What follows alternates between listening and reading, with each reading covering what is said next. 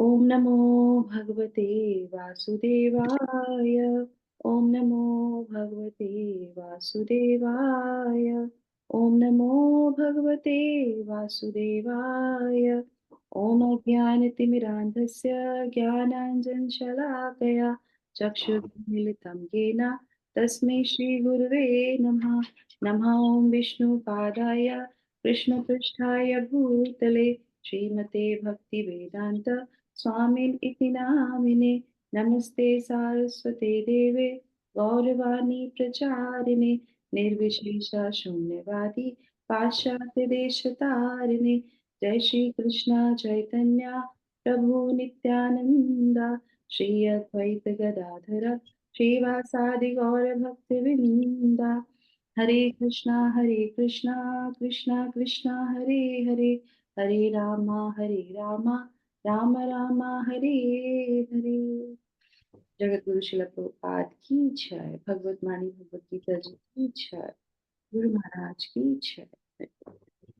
हरे कृष्णा। तो आप सब लोग का बहुत बहुत स्वागत है आज के हमारे सत्र में, जिसमें हम पढ़ने जा रहे हैं भगवत गीता के 8वें अध्याय के श्लोक संख्या 7 और 8, है ना। अगर भगवान की कृपा रही तो हम लोग 8वां श्लोक का भी जो है इसमें कवर कर लेंगे। यस, तो हमारे साथ वॉलंटियर करेंगी सुदेशना माता जी। सुदेशना माता जी मेरे पीछे से रिपीट कीजिएगा। जी श्लोक माता। संख्या 7। तस्मात् सर्वेषु कालेषु तस्मात् सर्वेषु कालेषु माम् अनुस्मरन् युद्ध च माम् अनुस्मरयुध्य च अर्पित मनोबुद्धि मय्यर्पितमनो बुद्धि मामे वैश्यसि असंशय मामेर्वश्यस्य असंशयः। असंशयः। तो यहाँ पे क्या बोल रहे हैं भगवान? अतएव हे अर्जुन, तुम्हें सदैव कृष्ण रूप में मेरा चिंतन करना चाहिए और साथ ही युद्ध करने के कर्तव्य को भी पूरा करना चाहिए।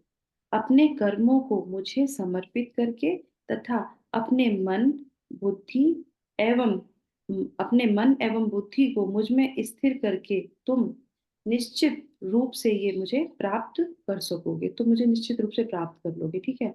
क्यों ऐसा बोल रहे हैं भगवान? क्योंकि जब हमने पिछला श्लोक पढ़ा था तो उसमें भगवान कहते थे कि शरीर त्यागते समय, तो पहले उन्होंने बोला कि तुम अगर मेरा ध्यान करोगे तो मेरे धाम को जाओगे, मुझे प्राप्त करोगे। फिर वो उदाहरण भी देते हैं कि ऐसा नहीं है, ये एक सिद्धांत है कि जो भी जिस चीज को भी याद करता है अंत समय में, अंत काल में, वो उसको प्राप्त होता है ना। तो यम यम वापी स्वरण भावम तजन्ते कलेवरम, तो ये कलेवर को जब त्याग करता है तजन्ते, तो वो वैसे ही प्राप्त हो जाता है। तो उसमें उदाहरण हमने सुना था किसका? भरत महाराज का सुना था, है ना। पर जब ये बात सुनते हैं अर्जुन तो उनके मन में क्या आता है? अरे, फिर तो क्या टाइम वेस्ट करना है इधर उधर की चीजें काम करके। अभी सिर्फ भगवान पे कंसंट्रेट करना है, भगवान का नाम लेना है और कोई काम नहीं करना। नहीं, भगवत गीता में कभी नहीं सिखाती कि हमें अपने कर्मों से दूर जाना चाहिए। जो आपके नियत कर्म आपको दिए गए हैं एज अ आपका रोल, माँ का, बहन का, पत्नी का, जो भी है, परिवार को चलाना है, जो भी कुछ काम है जो आपके करने ही करने हैं आपको, वो करके उसी को बोलते हैं युद्ध, है ना। तो युद्ध च, वो करते हुए मेरा नाम लेना, है ना। संन्यास नहीं लेना, सब कुछ छोड़ छाड़ के नहीं भाग जाना। जो है ड्यूटीज, उसको ड्यूटीज को भी निभाना है और उससे जो है मेरे को भी याद करना है। तो वो कहते हैं कि तुम्हें क्या करना है अर्जुन?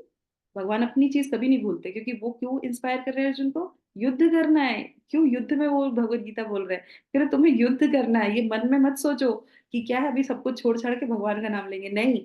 मेरा स्मरण करना है पर युद्ध भी करना है। तो इसमें वो बताते हैं। ठीक है। तो हम पढ़ेंगे तात्पर्य शिला प्रभुपाद के द्वारा और उसके बाद नेक्स्ट को। यस माता जी।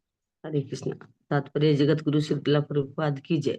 अर्जुन को दिया गया यह उपदेश भौतिक कार्यों में व्यस्त रहने वाले समस्त व्यक्तियों के लिए बड़ा महत्वपूर्ण है।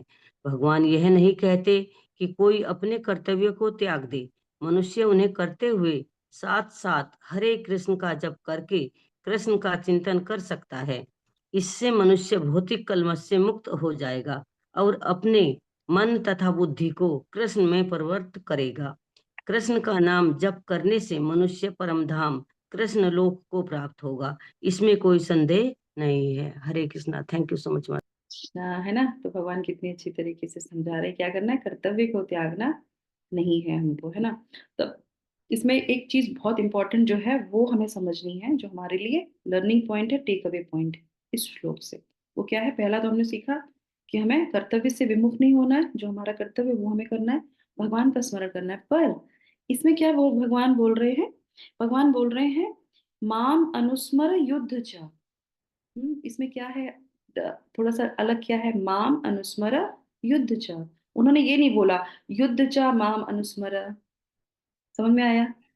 क्या नहीं बोला उन्होंने, युद्ध च माम अनुस्मर, युद्ध कर लो फिर मुझे याद कर लेना, ऐसा बोला नहीं ना। उन्होंने क्या बोला, माम अनुस्मर युद्ध च। तो क्या करना चाहिए हमें, आप बताइए क्या समझ में आया? कि मुझे याद करते हर हुए अपने टाइम कर्तव्य उनको को स्मरण करो। रखना चाहिए। मुझे याद करते हुए अपने कर्म को करते रहो। हम्म, और कर्म करने से पहले मुझे याद करना है। काम करते हुए याद तो करना ही है, वो तो हम प्रैक्टिस कर रहे हैं, पर कोई भी कर्म शुरू करने से पहले मुझे याद करना है, वो बहुत इंपॉर्टेंट है। करेक्ट। तो हम लोग क्या करते हैं, दिन की शुरुआत, है ना, दिन की शुरुआत करते हैं। जैसे इसके लिए मैं बहुत अच्छा उदाहरण आपको देती हूँ। यहाँ पे जो है श्रीमद् भागवतम में जो है फर्स्ट कैंटो के 19वें अध्याय के 38वें श्लोक में परीक्षित महाराज ऐसे ही प्रश्न पूछते हैं किससे, सुखदेव गोस्वामी से। और वो कहते हैं कि आप मुझे ये बताइए कि प्रत्येक काल में, तब इसमें क्या लिखा है, क्या कहते हैं, तस्मात् सर्वेषु कालेषु, सभी कालों में, प्रत्येक काल में, हर एक समय में तुम मुझे स्मरण करो, है ना। तो वो कहते हैं वो कैसे कर सकते हैं हम हर समय भगवान का चिंतन, हर काल में भगवान का चिंतन। तो उसके आंसर में सुखदेव गोस्वामी दूसरे स्कंद के पहले अध्याय के पांचवें छठे श्लोक में ये आंसर देते हैं कि हे राजन, जो व्यक्ति समस्त कष्टों से मुक्त होना चाहता है ना, ये भौतिक जो कष्ट है उससे मुक्त होना चाहता है, तो उसे श्री कृष्ण के नाम का श्रवण करना चाहिए, कीर्तन करना चाहिए और हमेशा स्मरण करना चाहिए। हम्म। तो कल ही मैं जो है भक्ति रसामृत सिंधु पढ़ रही थी, तो किसी दिन मैं आपको भी बताऊंगी, मेरे पास बुक नहीं है यहाँ पे। तो उसमें भी स्मरण का बहुत अच्छा बता रहे थे कि हर समय भगवान को स्मरण करने के बहुत लाभ होता है ना। और हमें क्या करना चाहिए, कोई भी कार्य हम जब शुरू करते हैं तो भगवान को स्मरण करें, भगवान को चिंतन करें। तो कैसे करते हैं, जैसे हम सुबह उठे तो उठते ही सबसे पहले क्या, हरे कृष्ण, भगवान का नाम लिया, जो भी आपको लगता है, जो आपको प्यारा भगवान का नाम लगता है उसका नाम किया, नहीं तो हरे कृष्णा का मंत्र बोलिए। और उसके बाद बिस्तर से नीचे उतर गए, है ना। तो यूजली हम लोग प्रणाम भी करते हैं, धरती माँ को प्रणाम करते हैं, है ना, तो ग्रेटिट्यूड आता है। उसके बाद क्या हुआ, उसके बाद स्नान करने जाएंगे, करेक्ट। तो स्नान करने से पहले क्या करना चाहिए, हरे कृष्णा कृष्णा कृष्णा हरे हरे, हरे राम राम राम हरे हरे, स्नान हो गया।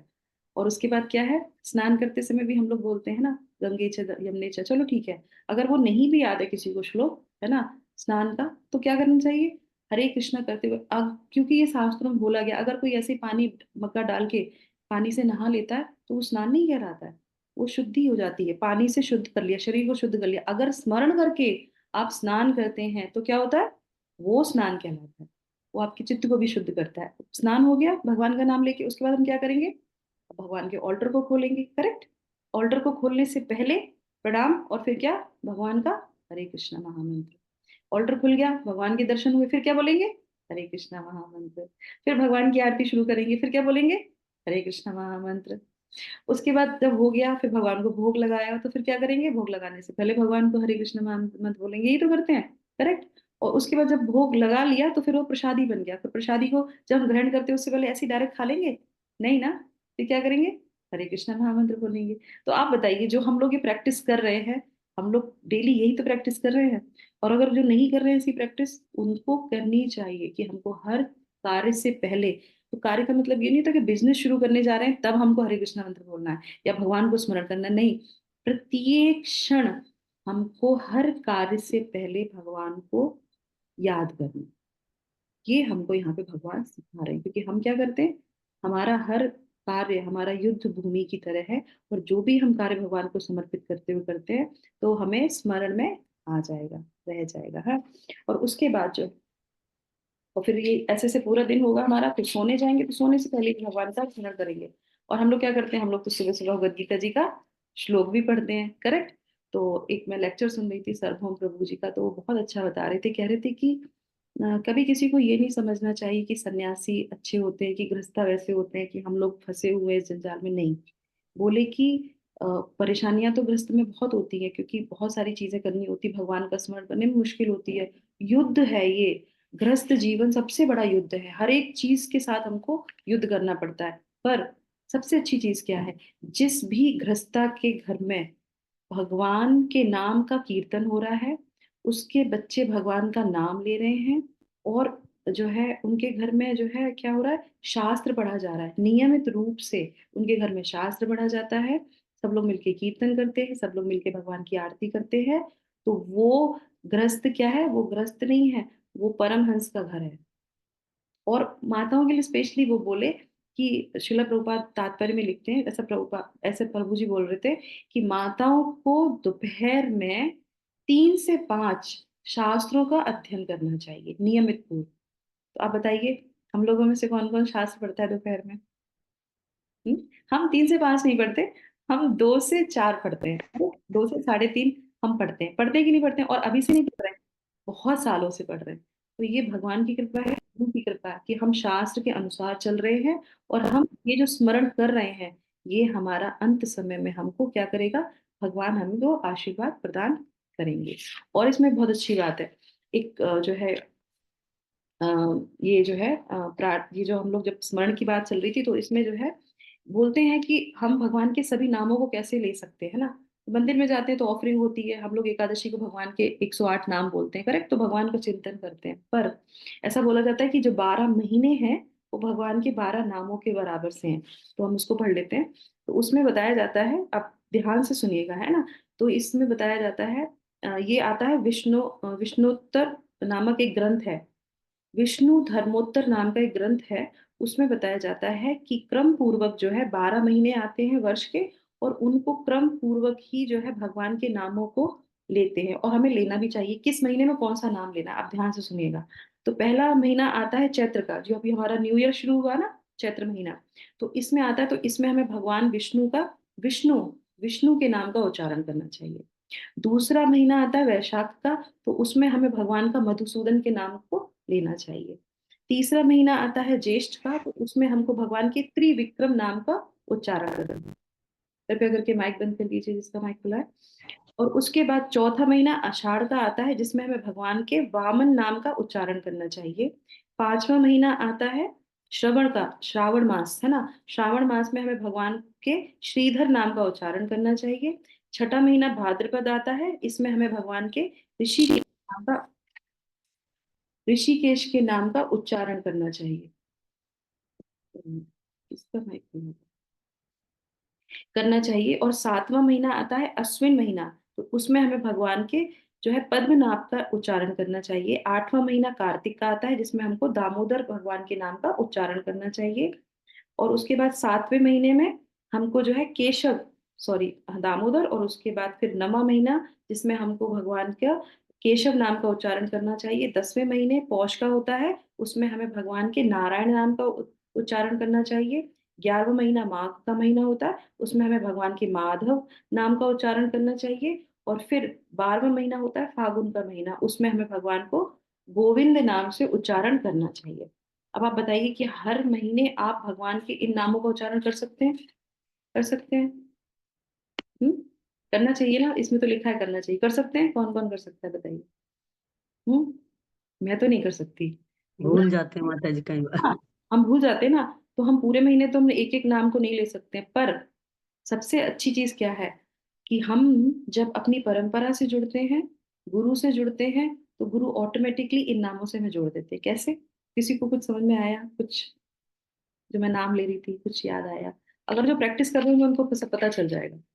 हम्म, कोई बता सकता है? रूपमयी माता जी बता सकती हैं? हरे कृष्णा, यहाँ पे है माता जी। हाँ, किरण माता जी, रूपमयी माता जी, हेमलता माता जी, सुमन माता जी, संगीता माता जी, कुछ समझ में आया? प्रेमलता माता जी? नहीं? हम्म, नहीं? कार्तिक में तो दामोदर का याद रहता है माता जी, क्योंकि दामोदर मास होता है, उसमें तो करते हैं दामोदर नाम का। नहीं आया अभी किसी का, कुछ रिप्लाई नहीं आया, तो मुझे समझ में नहीं आ रहा। आप लोग सुन रहे मेरी बात को? आवाज आ रही मेरी? जी माता जी। सुरेशा माता जी को तो आ रही है। तो देखिए, बहुत इंपॉर्टेंट चीज है यहाँ पे। नहीं आ रहा तो कोई बात नहीं, मैं फिर से बताती हूँ, ध्यान से मैंने बोला था इसलिए सुनने के लिए। ये जो नाम है, आपने पहले कभी सुने ये वाले नाम? जी नाम सुने। तो सुने हैं माता जी। सुने हुए हैं, इसमें से एक दो नहीं सुने, बाकी सुने हुए हैं। संगीता माता जी, आप क्या बोल रहे हैं? यस, सुने हैं माता जी, नाम तो सुने हैं। है। तो ये नाम, माता जी नाम तो सुने हैं पर वो कनेक्शन विद द मंथ उसका पता नहीं है मुझे। वेरी ये नाइस। ये तो नाम शायद माता जी गीता में भी आए हैं सारे। करेक्ट, अभी हम आपको बताते हैं। तो अब ये डेली करना शुरू कर दीजिए, जो आगे बढ़ना चाहते हैं भक्ति में। तो क्या होगा, अब ये शरीर को हमें त्यागना है। अब आप मुझे बताइए, जो हम ये पढ़ रहे हैं ना, उसका कॉन्सेप्ट क्या है? कि अंत समय में हम भगवान की स्मृति रहे। करेक्ट। और भगवान क्या शिक्षा दे रहे हैं? कि हमें भगवान के नामों का उच्चारण करना है, भगवान की स्मृति रहनी चाहिए। और बॉडी भी, जब ये शरीर त्यागता है ना, तो शरीर भी ना, जब सुशोभित होता है चीजों से, तो यमराज कभी नहीं आते हैं, भगवान के ही धाम वो जाता है।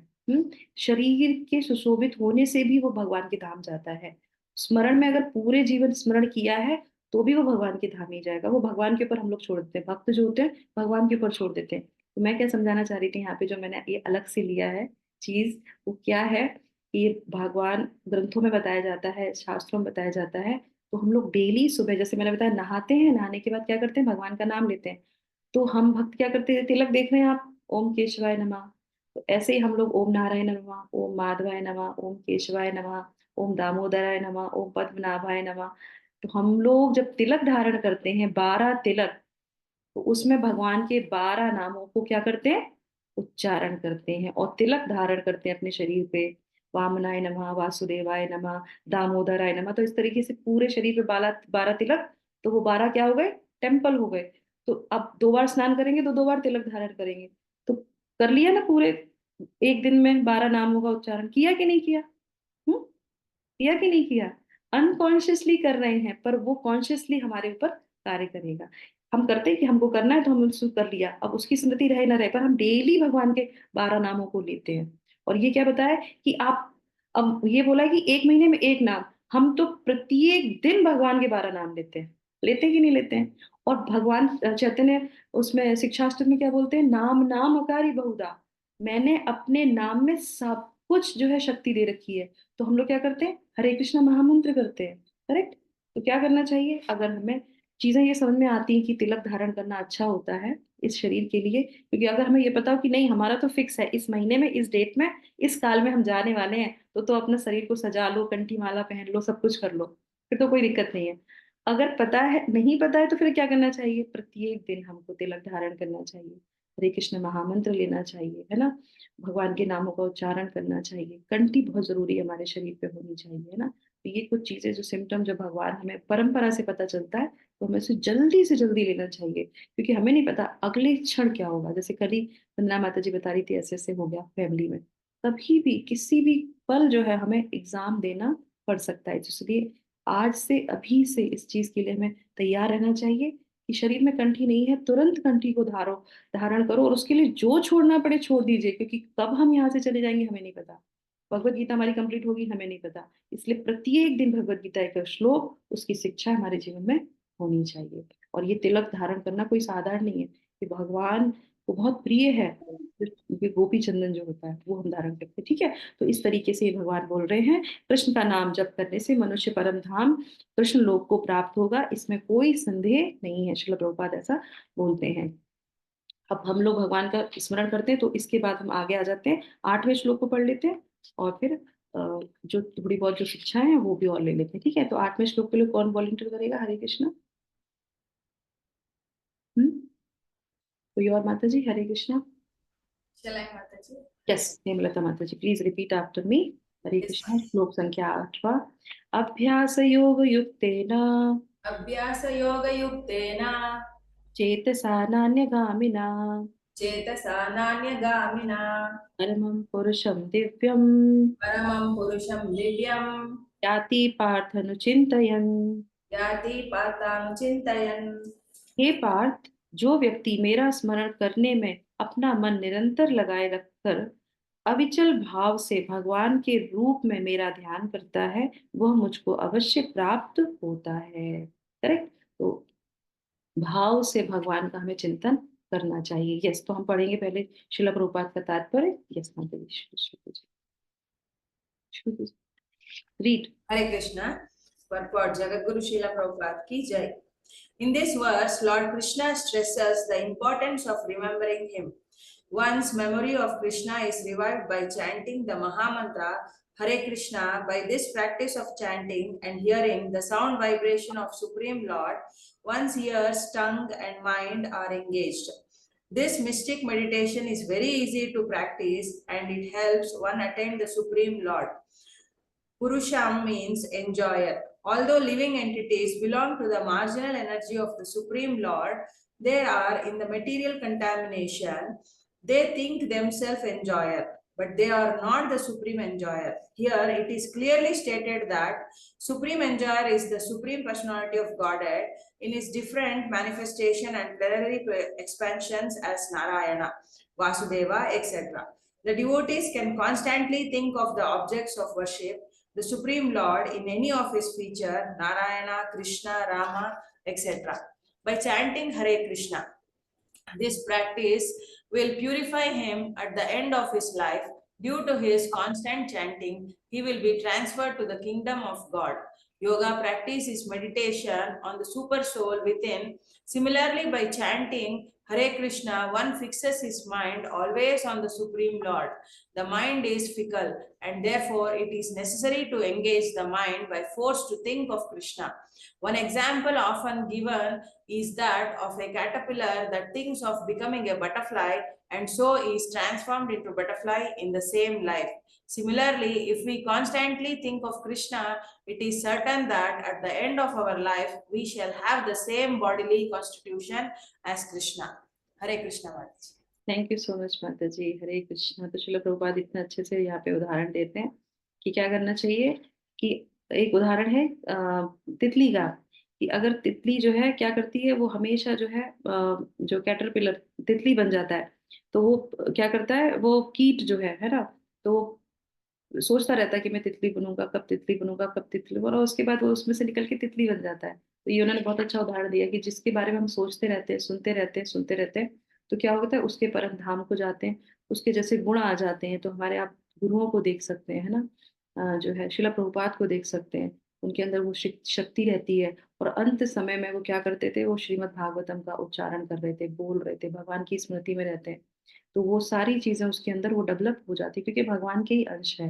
अग्नि की स्फुलिंग अगर बहुत दूर चली जाएगी तो क्या होगा, वो उसमें से वो तेज चला जाएगा, और अग्नि की स्फुलिंग अगर उसके पास रहती है तो उसमें वो तेज बना रहता है। तो हम भगवान के क्या है, पार्ट एंड पार्सल हैं। भगवान की स्मृति में रखेंगे, भगवान को हमेशा याद रखेंगे, तो हम भी भगवान के धाम चले जाएंगे, जो हमारा लास्ट हमारा गोल है इसका। ठीक है, तो इससे संबंधित एक जो है बहुत अच्छी, मैं आपको एक उदाहरण देती हूँ कि किस तरीके से बोल रहे हैं कि माम अनुस्मरा।